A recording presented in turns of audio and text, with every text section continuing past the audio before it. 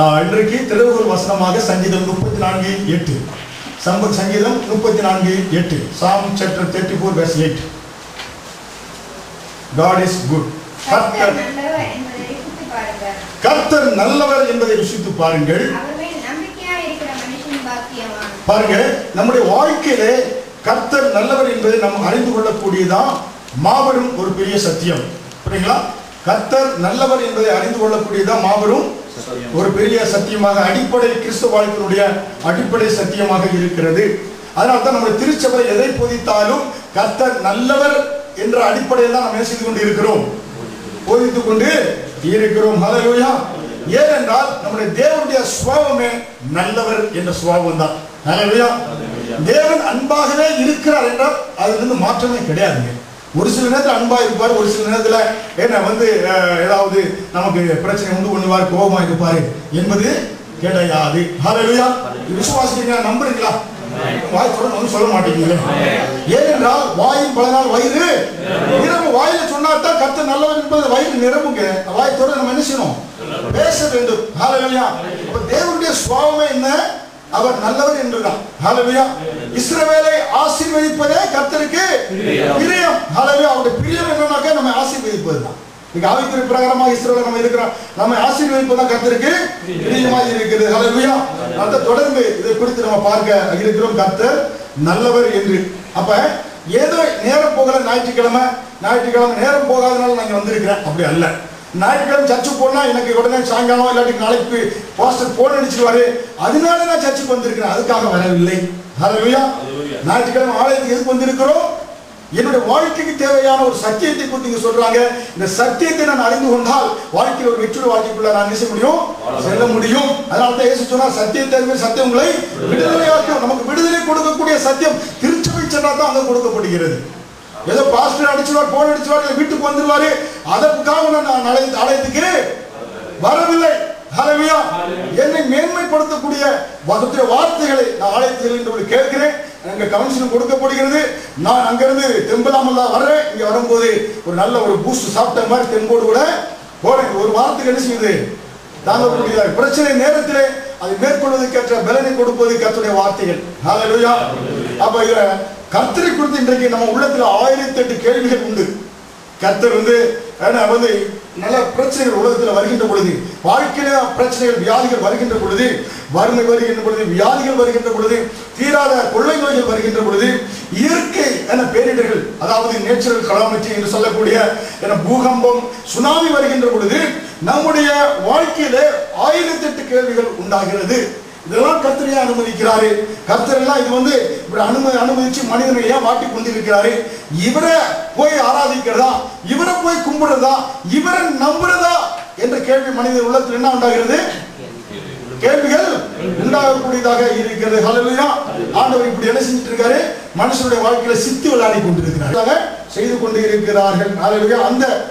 அந்த தவறான எண்ணத்தை போக்க வேண்டியது நம்முடைய கடமையாக இருக்கிறது. ஹல்லேலூயா. இன்னைக்கு பல கம்பெனிகளை நீங்க பார்க்கலாம். அவங்க சொல்லுவாங்க, நீங்க அணைய இன்சூரன்ஸ் கம்பெனிலாம் போனீங்கன்னாக்க உங்களுக்கு என்ன ஏதாவது தீ பிடிச்சுன்னா, எல்லாம் மற்ற பிடிச்சுன்னா நாங்கள் என்ன செய்வோம்? இன்சூரன்ஸ் கவரேஜ் பண்ணோம். ஆனால் ஆக்ட்ஸ் ஆஃப் காட், தேவனுடைய செயல் என்று சொல்லக்கூடிய ஒரு சுனாமியே வீட்டை அடிச்சுட்டு போயிடுச்சு, ஏன்னா ஒரு பூமியே வீடே இடிஞ்சு போச்சுன்னா அதுக்கெல்லாம் நாங்கள் என்ன செய்ய மாட்டோம்? இன்சூரன்ஸ் கொடுக்க மாட்டோம் என்று சொல்லி கீழே போட்டிருப்பாங்க. நீங்க பிரைவேட் ஸ்கூல் படிக்க போனாலும் சொல்லுவாங்க, இந்த ஆக்ட்ஸ் ஆஃப் காட், பெரிய பூகம்பம், வெள்ளம், சுனாமி ஏதாவது வந்துச்சுன்னா உங்களுக்கு புக்கிங் பண்ண அந்த பீஸை நாங்கள் நினைச்ச மாட்டோம், திருப்பி கொடுக்க மாட்டோம். ஹல்லேலூயா. ஏன்னா அதே போல இன்சூரன்ஸ் கம்பெனி போட்டிருக்காங்க, மரம் விழுந்து கார் விழுந்தனால அதுக்கெல்லாம் கொடுக்க மாட்டோம். அதெல்லாம் ஆக்ட்ஸ் ஆஃப் காட் என்று சிங்கப்பூர்ல எழுதி வச்சிருக்காங்க.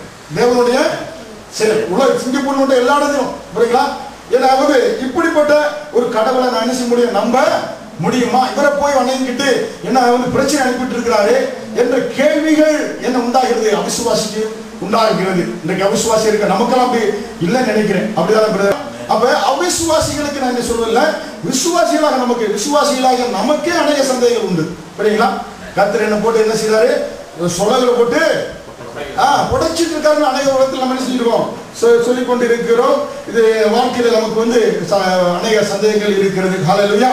அப்ப என்ன சொல்லியிருந்தாங்க இன்றைக்கு தேவன், அதாவது கிறிஸ்தவ ஜனங்கள், ஓசியா 4ஆம் அதிகாரம் 6ஆம் வசனத்தில் என்ன சொல்லப்பட்டிருக்கிறது?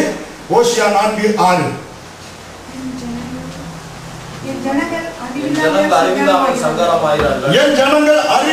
சங்காரமாகிறார்கள். நீ அறிவை வெறுத்தாய். பாருங்க, அறிவில்லாமல். அப்ப இன்றைக்கு பாருங்க, இன்றைக்கு மனிதர்கள் சங்காரமாவதற்கு காரணம் என்ன? ஜனங்கள் அறிவில்லாமல் இருப்பதற்கு பிசாசு வலிமையானவன்.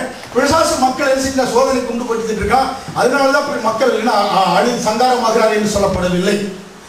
புரியுங்களா? இன்றைக்கு ஜனங்கள் எதனால சங்காரமாகிறாங்கனாக்க அறிவில்லாமல் சங்காரமாகிறார்கள். புரியுங்களா?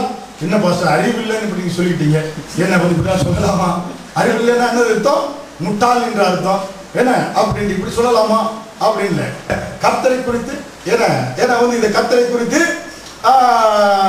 அறிவு இல்லை. இதனாலதான் என் ஜனங்கள் அறிவில்லாமல் சங்காரமாகிறார்கள் என்று சொல்லப்பட்டிருக்கிறது. ஹல்லேலூயா. அதனால்தான் யோவான் 8:32 சத்தியத்தை அறிகிற சத்தியம் விடுதலையாக்கும். ஐயா, சங்காரமாக இருப்பதற்கு நீ ஆக வேண்டாம் என்றால் சத்தியத்தை அறிகிற சத்தியம் உங்களை என்ன செய்யும்? ஹல்லேலூயா. அப்ப சத்தியம் தான் நம்ம என்ன செய்யும்? விடுதலையாக்கக்கூடியதாக இருக்கிறது. ஹல்லேலூயா. அப்ப இன்றைக்கு கர்த்தர் நம்முடைய வாழ்க்கையில பிரச்சனைகள் பாடுகளை அனுப்பிதான் நம்மளை பலப்படுத்துகிறார் என்ற தவறா ஒரு எண்ணம் மக்கள் மத்தியில் இருக்குது, விசுவாசிகள் மத்தியில் இருக்கிறது, எல்லாரும் மத்தியிலும் இருக்குது. புரியுங்களா? ஒரு ஆள் கொஞ்சம் சரியில்லை, கணவர் மனைவியாக கணவர் ஒரு மாதிரி இருக்கிறாருன்னா மனைவி செய்யறா பாக்குறா, இந்த ஆண்டவர் இவரை கைய காலம் ஒடிச்சா தான் இவர் என்ன செய்வாரு? ரட்சிக்கப்படுவாரு. புரியுங்களா? ரட்சிக்கப்படுவதற்கு கைய கால ஒடிப்பது நம்முடைய ஆண்டவர் அல்ல. ஹல்லேலூயா. பிரச்சனை அனுப்பி ஒரு மனிதனை ரட்சிப்புக்குள்ள கொண்டு வர வேண்டும் என்றால், சொல்றது கவனிங்க, பிரச்சனை அனுப்பி கர்த்தர் ரட்சிப்புக்குள்ள கொண்டு வர வேண்டும் என்றால் இன்றைக்கு உலகத்துல எல்லா 100க்கு 100 கிறிஸ்தவர்களா இருப்பாங்க. எல்லாரும் கர்த்தர் எல்லாரும் இவனுக்கு 10 பிரச்சனை அனுப்பியா இவன் ரட்சிக்கப்படுவாங்க. ஹல்லேலூயா. சொல்றது உங்களுக்கு புரியுதா? பிரச்சனை தான் ரட்சிப்புக்கு தீர்வு என்றால் இன்றைக்கு கிறிஸ்தவர்கள் 100க்கு 100 உலகத்தில் எல்லா இருக்கிறவங்க என்ன பண்ணப்பட்டவங்களா இருப்பாங்க? பிரச்சனை அனுப்பியா பிரச்சனை அனுப்பி ரட்சிக்கப்பட்டுருவாயா? ஏன்னா இவனுக்கு சுவிசேஷம் சொல்லிக்கிட்டு, புரியுங்களா? பிரச்சனை ஒரு மனிதனுக்கு ரட்சிப்பை கொடுப்பது கிடையாது. பிரச்சனைக்கு தேவன் காரணர் அல்ல. ஹல்லேலூயா. விசுவாசத்தை துவக்குகிறவரும் முடிக்கிறவரும் கர்த்தரே. ஹல்லேலூயா. பிரச்சனை துவக்குறவர் கர்த்தர் அல்ல. விசுவாசம் வாழ்க்கையில வெற்றி அடைவதற்கு அந்த கிருபை கொடுத்ததை பெற்றுக்கொள்ளக்கூடிய அந்த விசுவாசத்தை துவக்குகிறவர் கர்த்தர். சொல்றது புரியுங்களா? பிரச்சனை துவக்குகிறவர் கர்த்தர் அல்ல. பிரச்சனை இவர் கொடுக்கிறாரு, இவர் ஆரம்பிக்கிற பிரச்சனை துவக்குறவரு கர்த்தர். ஹல்லேலூயா.